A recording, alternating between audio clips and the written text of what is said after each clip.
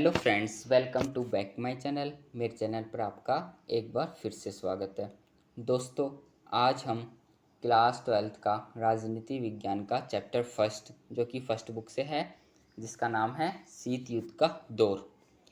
देखिए फ्रेंड्स, ये चैप्टर कहीं ना कहीं हमें इतिहास में जो घटनाएं हुई थी उनसे भी परिचित करवाता है। ये चैप्टर है, भले ही ये चैप्टर पॉलिटिकल का हो, लेकिन कहीं ना कहीं कहीं इसमें हिस्ट्री भी आती है। तो सबसे पहले आप ये समझिए कि शीत युद्ध होता क्या है। देखिए, मैं आपको आसान भाषा में समझाऊं तो ये एक ऐसी अवस्था है जिसमें युद्ध होने की पूरी संभावनाएं होती हैं, लेकिन युद्ध होता नहीं।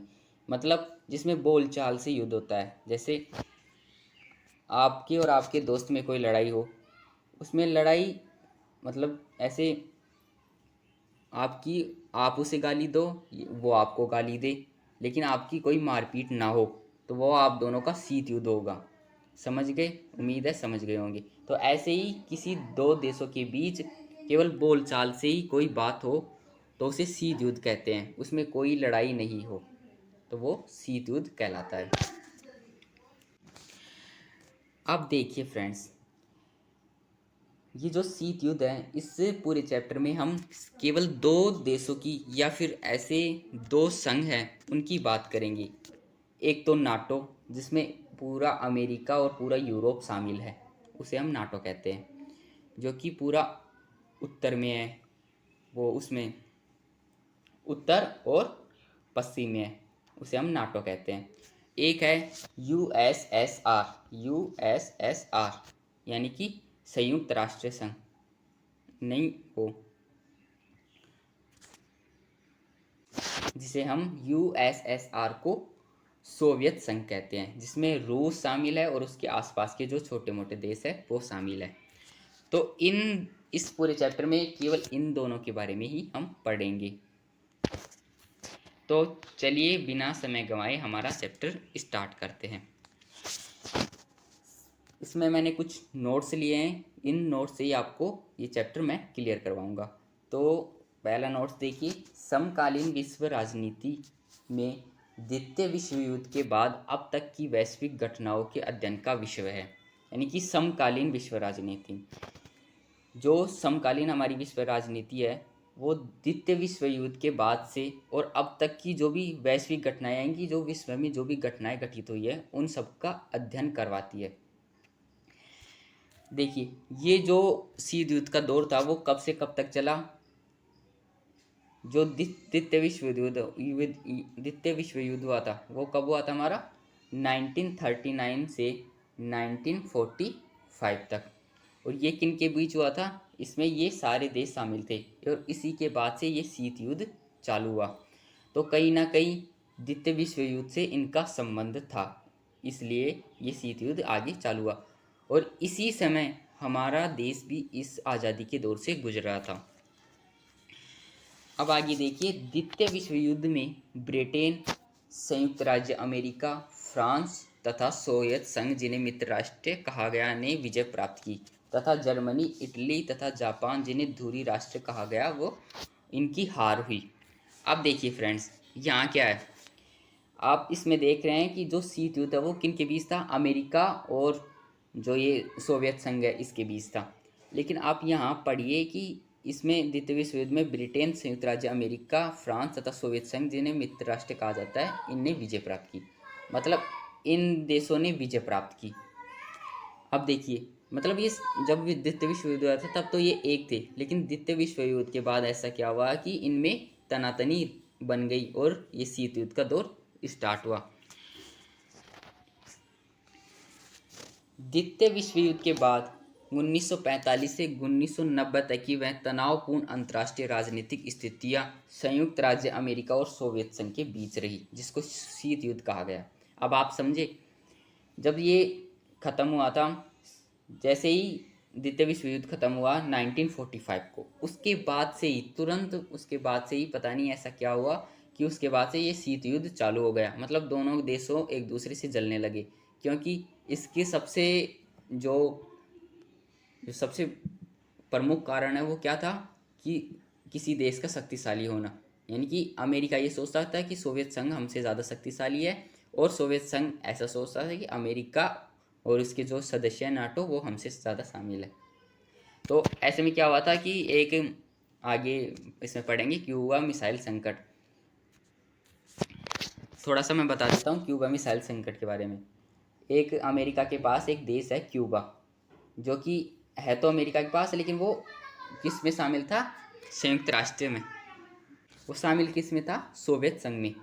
तो जो सोवियत संघ था वहाँ अपनी उसने क्यूबा देश में अपनी मिसाइलें तैनात कर दी, ताकि वो अमेरिका के वो पास ही है बॉर्डर पे, तो वो कभी भी अमेरिका पे हमला कर सके, या फिर ऐसी कोई आशंका थी, लेकिन हमला हुआ नहीं था। तो उसे क्यूबा मिसाइल संकट कहा जाता है। इसमें आगे पढ़ेंगे हम डिटेल में। अब आगे देखिए, किसी भी शक्ति गुट में बिना शामिल हुए अपनी नीतियों का अनुसरण करना, गुट निरपेक्षता तथा किसी भी पक्ष में युद्ध में भाग न लेना तटस्थता की नीति कहलाई। यानी कि इन दोनों के बीच मतलब तनाव तो रहा, लेकिन इन दोनों देशों में से किसने भी किसी पर आक्रमण नहीं किया, क्योंकि ये दोनों जानते थे कि दोनों ही देश शक्तिशाली थे, और अगर कोई भी आक्रमण करता तो उससे ज़्यादा नुकसान होता, यानी कि दोनों को नुकसान होता, क्योंकि जो भी देश ज़्यादा शक्तिशाली होता है वो दोनों अगर शक्तिशाली होंगे तो उनमें भिड़ंत भी बराबर की होगी, और भिड़ंत बराबर की होगी तो उसमें नुकसान भी दोनों का ही ज़्यादा होगा, इसलिए इन्होंने लड़ाई नहीं की। अब कुछ स्मरणीय बिंदु देखिए, ये थोड़े इम्पोर्टेंट है, इसे ध्यान से देखिए। आपको पता होगा प्रथम विश्व युद्ध कब से कब तक चला? वो 1914 से और 1918 तक। आपको सिर्फ ये याद रखना है, प्रथम युद्ध और द्वितीय विश्व युद्ध, ये दोनों याद रखने हैं आपको, जिसने संपूर्ण विश्व को दहला दिया। जो प्रथम विश्व युद्ध है वो इतना भयानक हुआ था कि उसमें कई 1.5 करोड़ से ज़्यादा लोग मारे गए थे। और द्वितीय विश्व युद्ध में 1939 से 1945 तक, ये याद रखना है।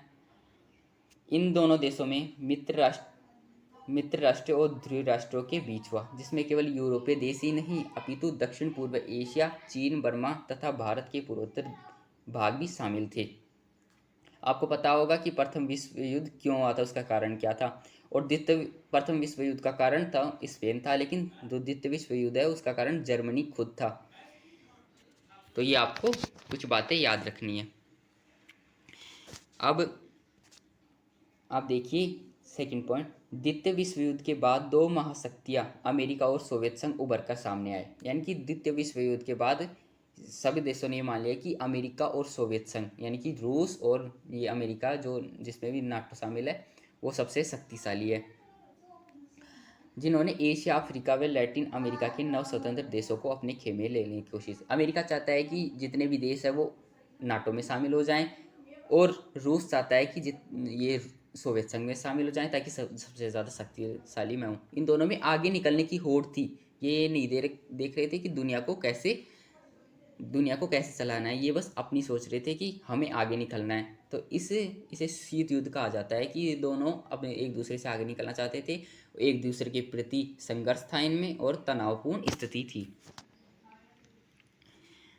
आगे देखिए, शीत युद्ध युद्ध न होते हुए युद्ध की परिस्थितियां थी। ये मतलब ये कोई युद्ध नहीं था, लेकिन ऐसी संभावनाएं पूरी की पूरी थी कि युद्ध जरूर होगा, जिसमें वैचारिक गणना, राजनीतिक अविश्वास, कूटनीतिक जोड़तोड़, सैनिक प्रतिस्पर्धा, जासूसी प्रचार, राजनीतिक हस्तक्षेप, शस्त्रों की दौड़ जैसे साधनों का प्रयोग किया गया। अब ये क्या थे? देखिए, युद्ध नहीं हुआ, लेकिन क्या थे कि दोनों को नुकसान हो रहा था। यानी कि अगर अमेरिका कहीं से हथियार मंगाता था तो रूस उस पर आरोप लगा देता था। ऐसे कोई राजनीतिक अविश्वास था, मतलब जो नेता थे वो एक दूसरे की बुराई करती थे, ऐसे मतलब एक दूसरे को हटाने में कोशिश करते थे। कूटनीतिक, यानी कि ऐसे विचारों दूसरे देशों को उनके बारे में आरोप लगाते थे कि अमेरिका ऐसा है या फिर सोवियत संघ ऐसा है। सैनिक प्रतिस्पर्धा, एक दूसरे के सैनिकों को ऐसे बताते थे या फिर खराब बताते हैं, उन दोनों में ऐसे मतलब तनावपूर्ण स्थिति रहती थी। जासूसी होती थी एक दूसरे देशों की, राजनीतिक हस्तक्षेप होता था, शस्त्रों की दौड़, यानी कि एक दूसरे चाहते थे वह मैं ज़्यादा हथियार, मेरे पास ज़्यादा हथियार हो, इनके पास ज़्यादा हथियार हो, ये सब। अब आगे देखिए, शीत युद्ध काल में अंतर्राष्ट्रीय राजनीतिक दो विरोधी गुटों या विचारधारा अमेरिकी गुट तथा सोवियत गुट पूंजीवादी तथा साम्यवादी में विभाजित हो गई। अब आगे आप गुट निरपेक्षता ही पढ़ेंगे। इसमें गुटों का मतलब क्या है? गुट का मतलब कोई भी देश या कोई भी संस्था, इसे जिसे हम गुट कहते हैं। अब आगे देखिए, इसमें ये बता रखा है कि अमेरिकी गुट तथा सोवियत गुट पूंजीवादी तथा साम्यवादी में विभाजित हो गई। यानी कि अमेरिका जो गुट थी वो तो पूंजीवादी में, और सोवियत संघ थी वो साम्यवादी में विभाजित होगी। तो इसलिए अभी भी अमेरिका में पूंजीवादी अर्थव्यवस्था है और इसमें सोवियत संघ में साम्यवादी है। शीत युद्ध काल में नाटो, सीएटो तथा वार्सा पैक्ट जैसे सैनिक गुटों का निर्माण हुआ। गुट का मतलब है कोई एक संस्था बनना, जैसे नाटो ये पूरा एक गुट है, सोवियत संघ ये भी एक गुट है। अब आगे देखिए, विकासशील या नव स्वतंत्र राष्ट्रों ने शीत युद्ध से अलग रहने के लिए गुट निरपेक्षता की नीति अपनाई। यानी कि जो विकसित देश थे वो तो उसमें गुटों में शामिल थे, लेकिन जो विकासशील देश थे जिन्हें आज़ादी मतलब द्वितीय विश्व युद्ध के बाद मिली, जो बाद में उभर कर आए, उन देशों ने गुट निरपेक्षता की नीति अपनाई। जो आगे आप पढ़ेंगे, भारत ने भी गुट निरपेक्षता की नीति अपनाई। 1961 में यूगोस्लाविया की राजधानी बेलग्रेड में भारत की अगुवाई पर गुट निरपेक्ष आंदोलन की शुरुआत अन्य देशों जैसे घाना, मिस्र के साथ मिलकर हुई। अब देखिए, सबसे इम्पोर्टेंट क्वेश्चन यहाँ से आएगा, गुट निरपेक्ष आंदोलन। ये हर बार पूछा ही जाता है और पूरे के पूरे चांस होते हैं कि ये क्वेश्चन जरूर आएगा। देखिए, आपको समझना है गुट निरपेक्ष आंदोलन क्या है। देखिए, बात जब की है जब द्वितीय विश्व युद्ध समाप्त हो गया था और भारत 1947 में आज़ाद हो। जब भारत ब्रिटेन से आज़ाद हुआ, ये तब की बात है। अमेरिका, अब ध्यान से सुनना, मेरी बात पे गौर करना। अमेरिका चाहता था कि भारत, अमेरिका और नाटो चाहता था कि भारत हमारे में शामिल हो जाए, तो हम और भी ताकतवर हो सकते हैं, क्योंकि रूस, भारत है ना जो रूस के नज़दीक है, और हम वहाँ पर अपना कब्जा जमा के रूस को नुकसान पहुँचा सकते हैं। तो अमेरिका ये चाहता था, और रूस चाहता था कि नहीं, इससे हमें नुकसान होगा, और भारत हमारे में शामिल हो जाए तो हम अमेरिका को आसानी से जीत सकते हैं। तो ये दोनों जो गुट थे और दोनों जो देश थे, तो ये चाहते थे कि भारत हमारे में शामिल हो। लेकिन भारत ने क्या कहा, नहीं, हमें ये मंजूर नहीं है, हम ना तो अमेरिका में जाएंगे और ना ही सोवियत संघ यानी कि रूस में जाएंगे, हम अलग रहेंगे, हम गुट निरपेक्ष रहेंगे। यानी कि गुट निरपेक्ष का मतलब है किसी भी गुट में शामिल न होना, बिना गुट के रहना, तो उसे गुट निरपेक्ष कहता है। अफ्रीका के कुछ देश थे जिनमें आपको बताया गया है घाना, मिस्र, ये जो भी देश थे ये गुट निरपेक्ष रहे।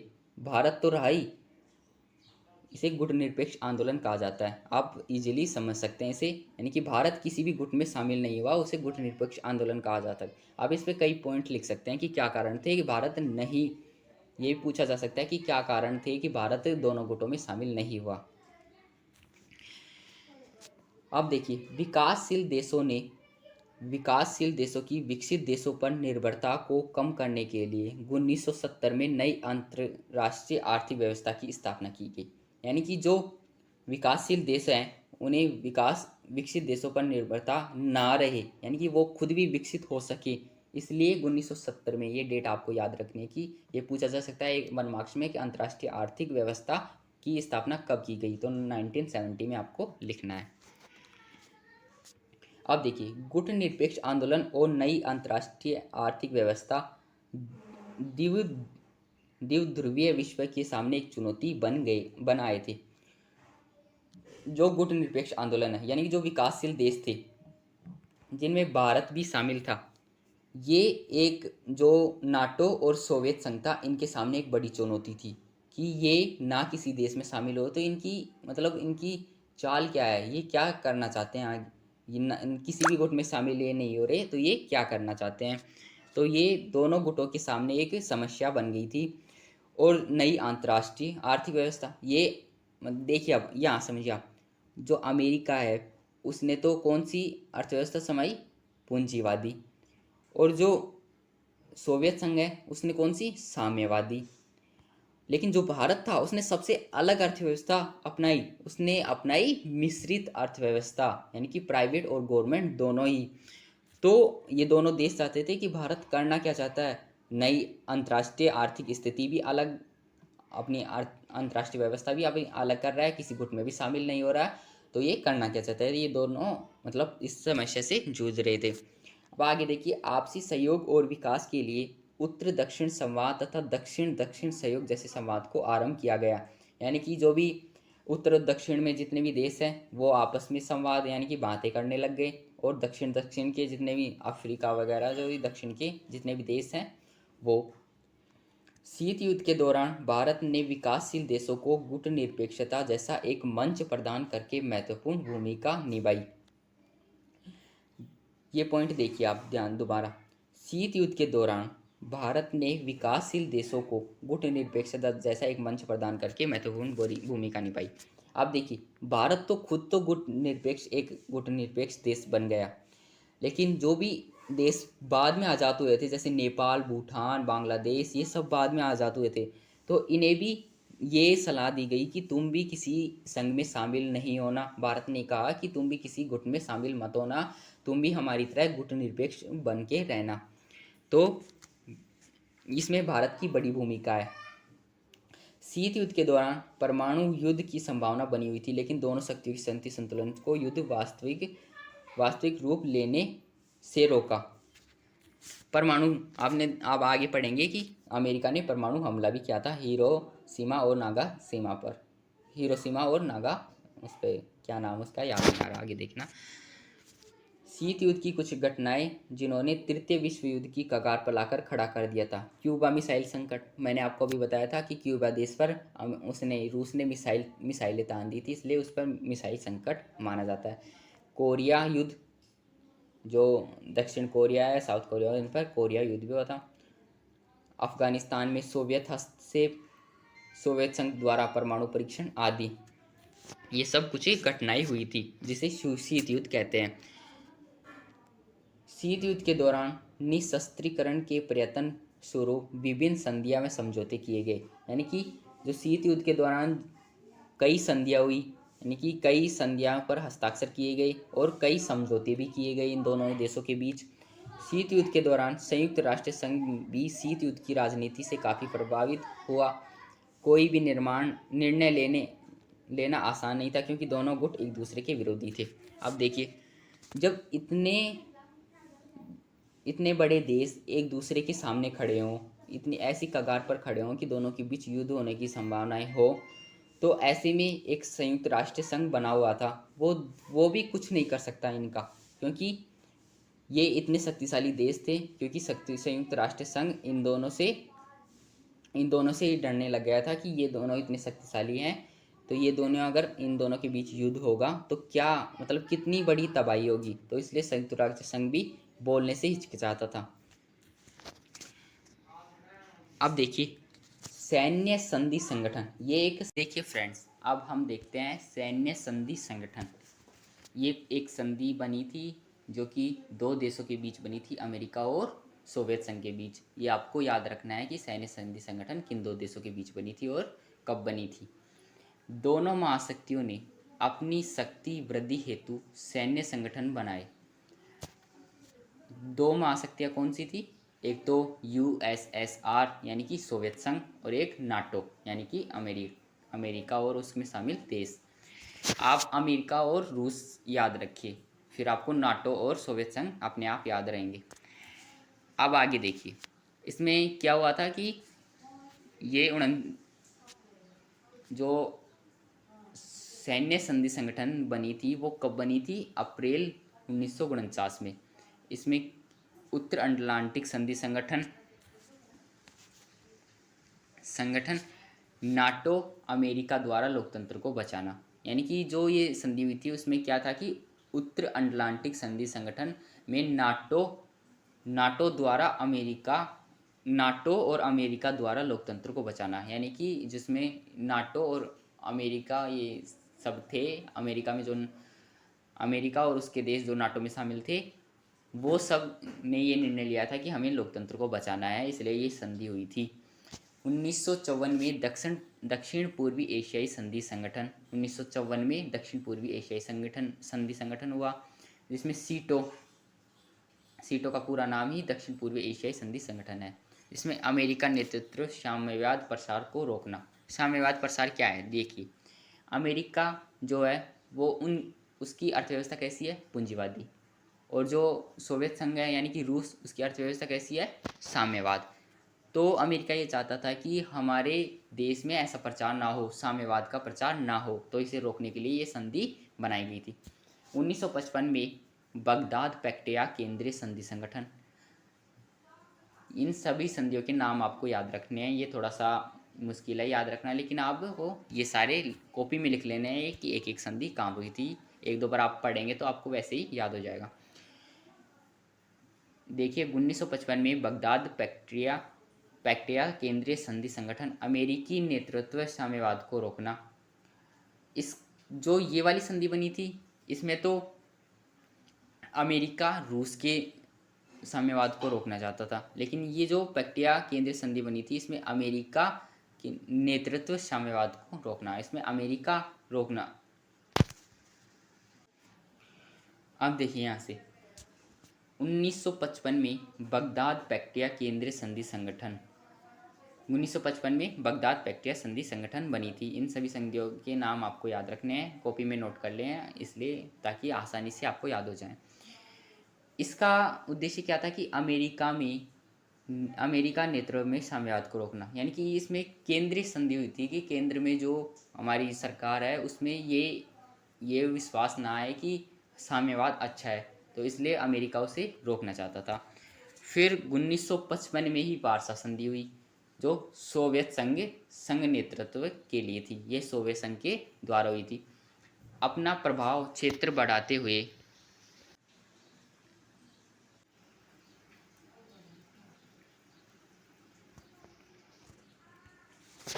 अब देखिए यहाँ से, अपना प्रभाव क्षेत्र बढ़ाते हुए उनसे प्राप्त अन्य लाभों को देखते ही महाशक्तियाँ छोटे देशों को अपने साथ रखना चाहती थी। यानी कि जो ये दोनों महाशक्तियाँ थी वो छोटे देशों को अपने साथ शामिल करना चाहती थी, क्योंकि उनसे ही उनका बहुत बड़ा लाभ होता था। क्योंकि जैसे जैसे छोटे देश शामिल होते जाते हैं वैसे वैसे संगठन मजबूत होता जाता है। अब फिलहाल में आपको कमेंट में ये बताना है कि नाटो में कितने देश शामिल है वर्तमान में। तो ये आपके लिए फर्स्ट क्वेश्चन है आज के लिए।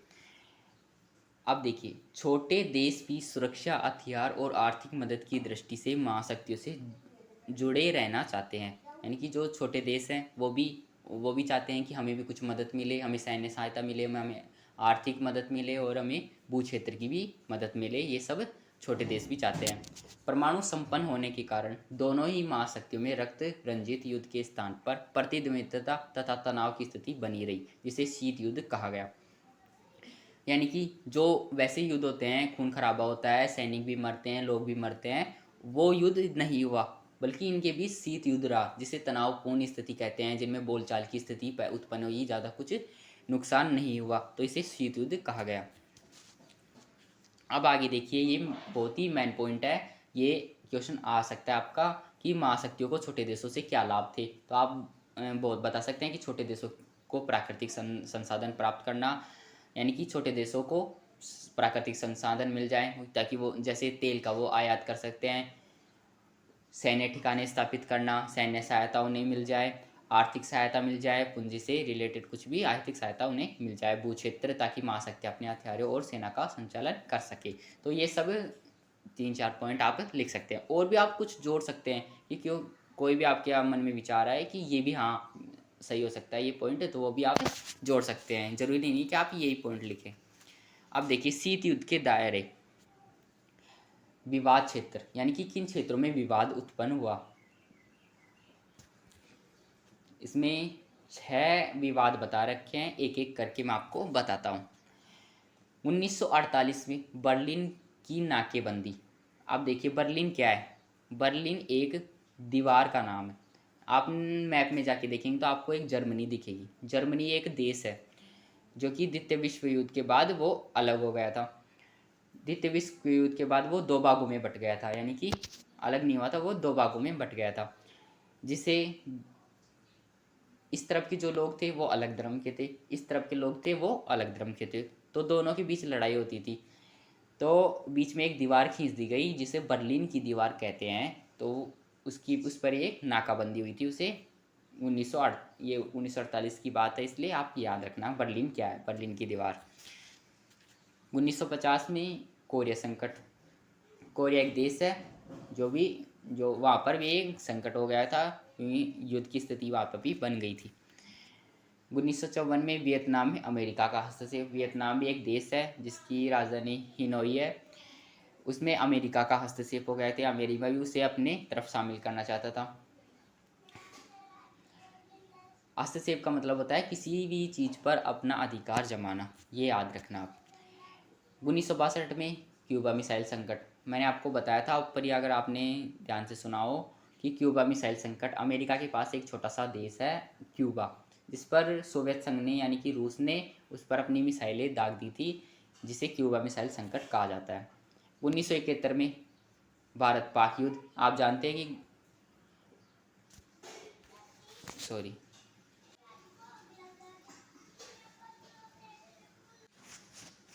1971 में भारत पाक युद्ध। आप जानते हैं कि 1971 में भारत और पाकिस्तान का कितना भयंकर युद्ध हुआ था, जिस टाइम पे इंदिरा गांधी प्रधानमंत्री थी। और ये युद्ध होने का कारण क्या है, मैं ये भी आपको बता देता हूँ कि जो बांग्लादेश है वो पहले पूर्वी पाकिस्तान के नाम से जाना जाता था, लेकिन जो ये भारत पाकिस्तान युद्ध हुआ 1971 में, उसके बाद ये बांग्लादेश अलग हो गया, इसे अलग देश घोषित कर दिया गया और इसे बांग्लादेश का नाम दिया गया। अब आपको ये बताना है कि जब 1971 में भारत की तरफ से इंदिरा गांधी प्रधानमंत्री थी, तो पाकिस्तान की तरफ से वहाँ कौन सा नेता था, कौन सा प्रधानमंत्री था, ये आपको कमेंट में बताना है। ये दूसरा क्वेश्चन आपके लिए। अब देखना है 1979 में अफगानिस्तान में सोवियत संघ का हस्तक्षेप। 1979 में जो अफगानिस्तान, आप जानते हैं भारत के पड़ोसी देश है।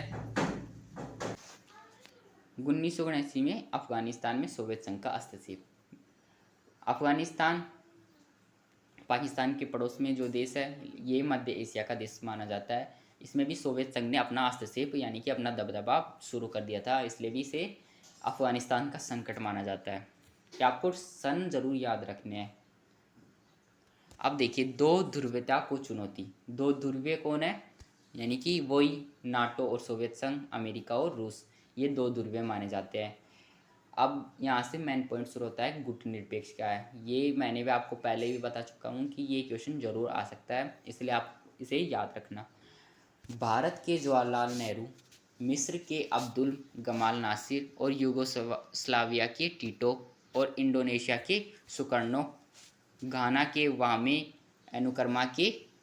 अनुकर्मा ने 1961 में यूगोस्लाविया के बेलग्रेड में 25 सदस्यों के साथ इस संगठन की स्थापना की। अब आपको ये डेट, सदस्य और स्थान तीनों याद रखने हैं। आगे देखिए, जुलाई 2009 में गुटनिरपेक्ष देशों का 15वां सम्मेलन मिस्र में हुआ, जिसमें इसकी सदस्य संख्या 118 तथा 15 देश पर्यवेक्षक थे, यानी कि इसमें शामिल थे। पर्यवेक्षक संगठनों की संख्या 9 है, ये भी आपको याद रखना है। अब यहाँ से देखिए, नव अंतर्राष्ट्रीय आर्थिक व्यवस्था, मतलब आज़ादी के बाद से जो भी गुटनिरपेक्ष देश थे, उन्होंने अपनी नई आर्थिक पहचान में उभर कर आए। वो अलग ही देश माने जाते हैं, इसलिए इसे नव अंतर्राष्ट्रीय आर्थिक व्यवस्था कहा गया, क्योंकि उनकी आर्थिक नीति भी अलग थी, वो उनका काम करने का तरीका भी अलग था, और वो अलग देश में उभर कर आए, जिसमें भारत भी शामिल था। और आगे इसमें पढ़िए कि गुटनिरपेक्ष देशों ने 1972 में संयुक्त राष्ट्र के व्यापार और विकास से संबंधित सम्मेलन में विकास के लिए एक नई व्यापार नीति की ओर से एक प्रस्ताव प्रस्तुत किया, ताकि विकसित देशों तथा बहुराष्ट्रीय कंपनी द्वारा गरीब देशों का आर्थिक शोषण समाप्त हो सके। अब देखिए क्या हुआ, जब भारत ने और उन अन्य देशों ने दोनों महाशक्तियों से दूर रहने का सोचा, यानी कि उन दोनों में ही शामिल ना होने का सोचा, उन्होंने ये सोचा कि हम अलग अपनी आर्थिक व्यवस्था बनाएंगे, अलग देश बनकर रहेंगे, हमें किसी का गुलाम नहीं बनना है। तो दोनों देशों ने उनकी जो महाशक्तियाँ थी, तो छोटे देशों की सहायता करना बंद कर दी, जो कि उनमें शामिल नहीं होना चाहते थे। तो ऐसे में एक संगठन बना, जिसका उद्देश्य ये था कि जो भी विकासशील देश हैं, जो कि अब विकास कर रहे हैं धीरे धीरे, उनके लिए एक नई व्यापार नीति अपनाई जा सके ताकि वो भी विकसित हो सके और विकसित देशों से थोड़ी उन्हें मदद मिले, ताकि उनका विकसित देश उनका शोषण ना कर सके। गरीब देश जैसे अफ्रीका के बहुत से गरीब देश है, उन्हें आगे बढ़ाने की कोशिश की गई। अब देखिए भारत में शीत युद्ध, एक तरफ भारत था और एक तरफ शीत युद्ध था, यानी कि ये बहुत ही तनावपूर्ण स्थिति हो गई थी उस टाइम पे। ये कि दुनिया ऐसे सोच रही थी कि युद्ध तो होने वाला है, लेकिन युद्ध हुआ नहीं और अभी तक भी ये शीत युद्ध जारी है। आप देखते हो कि अमेरिका और रूस कैसे शीत युद्ध की स्थिति में है अभी भी। भारत ने 9 स्वतंत्र देशों की अगुवाई की, यानी कि जो नौ यानी कि नौ नौ यानी कि 9 स्वतंत्र देश, यानी कि जो आज़ाद हुए थे उन देशों की अगुवाई की। भारत ने यूएसए तथा यूएसएसआर से अच्छे संबंध रखने की कोशिश राष्ट्रीय हितों की प्राथमिकता के साथ की। भारत चाहता था कि हमें दोनों के साथ अच्छे संबंध रखने हैं, और अभी भी आप देखते हैं कि अभी भी दोनों के साथ अच्छे संबंध हैं हमारे, ताकि हमें दोनों से सहायता मिल सके और दोनों से ही हमारे अच्छे संबंध बनाए जा सकें। अब देखिए 17वें गुटनिरपेक्ष शिखर सम्मेलन का आयोजन वेनेजुएला के मार्गरेटा द्वीप में सितंबर 2016 को किया गया। वर्तमान में इस आंदोलन के सदस्यों की संख्या 120 है। साथ ही साथ वर्तमान से इसके 17 देश तथा 10 अंतर्राष्ट्रीय संगठन पर्यवेक्षक है, यानी कि इसमें शामिल है 10 अंतर्राष्ट्रीय संगठन शामिल है इसमें। इस शिखर सम्मेलन में आतंकवाद और संयुक्त राष्ट्र सुधार, पश्चिम एशिया की स्थिति, संयुक्त राष्ट्र शांति अभियानों, जलवायु परिवर्तन, सतत विकास, शरणार्थी समस्या और परमाणु निशस्त्रीकरण जैसे मुद्दों पर चर्चा हुई। ये भी जो ये शिखर सम्मेलन हुआ था ये वेनेजुएला में हुआ था, ये स्थान आपको याद रखना है। 2016 में हुआ था और सितंबर में हुआ था। इसमें इसका देखिए इसमें क्या क्या विचार हुए, यानी कि किन किन मुद्दों पर चर्चा हुई, आपको ये याद रखना है कि इसमें आतंकवाद, संयुक्त राष्ट्र सुधार, जो भी ये जितने भी मुद्दे इसमें बताए गए हैं इन मुद्दों पर इसमें चर्चा हुई कि इनको हमें कम करना है। नव अंतर्राष्ट्रीय आर्थिक व्यवस्था NIEO, इसकी जो फुल फॉर्म है वो यही है, न्यू इंटरनेशनल इकोनॉमी ऑर्गेनाइजेशन, ये इसकी फुल फॉर्म है। 1972 में UNO, संयुक्त राष्ट्र यूनियन नेशन ऑर्गेनाइजेशन, यानी कि संयुक्त राष्ट्र संगठन के व्यापार एवं विकास आंदोलन UNCTAD में विकास के लिए एक नई व्यापार नीति का प्रस्ताव प्रस्तुत किया, ताकि धनी देशों द्वारा नवस्वतंत्र गरीब देशों का शोषण न हो सके। इसमें भी वही बात बताई गई है कि जो विकासशील देश हैं वो उनका विकसित देश शोषण ना करे, यानी कि जो अमीर देश है उनका शोषण गरीब देश ना, वो अमीर देश गरीब देशों का शोषण ना करे, इसमें ये नीति अपनाई गई। अब आगे देखिए, ये towards and new trade policy for development, विकास के लिए एक नई व्यापार नीति की ओर से एक रिपोर्ट प्रस्तुत की गई। ये आपको जरूर याद रखना है, इंग्लिश में भी और हिंदी में भी। अब देखिए इसे छोड़िए, शस्त्र नियंत्रण संधि, ये इसे एक बार आप देख लीजिए, लेकिन ये ज़्यादा आता नहीं, पूछा नहीं जाता वैसे। शस्त्र नियंत्रण संधि, अब यहाँ से देखिए ये आपका लास्ट टॉपिक बचा है। नव स्वतंत्र देश, तीसरी दुनिया ने गुटनिरपेक्षता की नीति का अनुसरण किया। जो नव स्वतंत्र देश थे उन्होंने तीसरी दुनिया का मतलब क्या है, पहली दुनिया कौन मानी जाती है, नाटो। दूसरी दुनिया सोवियत संघ के जो सदस्य है। तीसरी दुनिया जो कि आज़ादी के बाद, जिनका आज़ाद द्वितीय विश्व युद्ध के बाद उनको आज़ादी मिली, वो उनमें भारत भी शामिल है, अफ्रीका के कुछ देश भी शामिल है और मिस्र वगैरह, ये सब तीसरी दुनिया है। तो तीसरी दुनिया ने ये अनुसरण किया कि गुटनिरपेक्षता की नीति का अनुसरण किया। नव स्वाधीन राष्ट्र जानते थे कि नव स्वाधीन का मतलब वही है कि जो नए जो राष्ट्र थे वो ये जानते थे कि सैनिक गुट उनकी स्वाधीनता व शांति के लिए गंभीर खतरा पैदा कर देंगे। सैनिक गुट का मतलब क्या है कि इनमें सेना में शामिल होना, तो उसे सैनिक गुट कहते हैं। अगर वो देश सैनिक गुट में शामिल हो जाती है तो उनके लिए गंभीर खतरा पैदा हो जाता है, तो इसमें ये कहा गया है।